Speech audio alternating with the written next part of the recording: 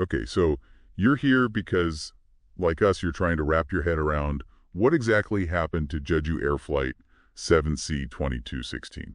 This was the Boeing 737-800 that crashed on December 29th, Right. On landing. coming in from Bangkok, headed to South Korea. Yeah, and 179 people died. Just an Right. awful tragedy.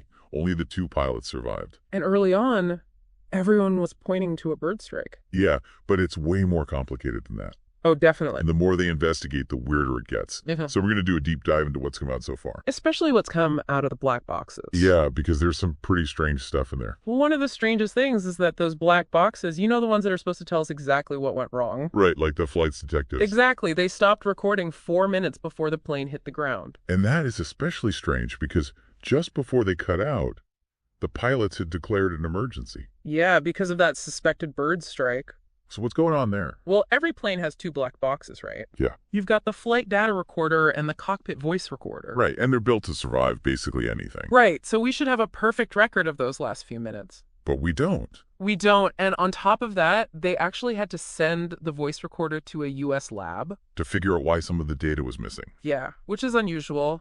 And Sim Jae-dong, he used to investigate accidents for the transport ministry. Right. He said that missing data is a huge red flag. Yeah. Yeah, he thinks that all the power on the plane might have gone out, even the backup systems. Which is really rare.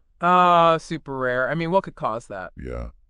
So we've got this mystery with the black boxes, but meanwhile, there is some evidence of a bird strike. Oh, yeah, they found feathers in one of the engines. And there's even video that shows a bird hitting the plane. Right, so at first it seems pretty open and shut. Bird strike, end of story. But then you get into the details and it gets confusing. Well, even though the pilots knew about the bird strike, they couldn't get the landing gear down. Right. And then somehow the plane ended up smashing into a concrete wall at the edge of the runway. And you know what? The police are actually investigating the construction of that wall. Okay, so now we've got a lot of questions. Yeah. Well, Like, why didn't the landing gear work? right. And was the bird strike really the only reason the plane crashed? Or was something else going on? And what's the deal with the wall? Right, like could those things be connected somehow? I mean, think about it. The missing data from the black boxes, The landing gear that wouldn't deploy? and then the wall right there at the end of the runway.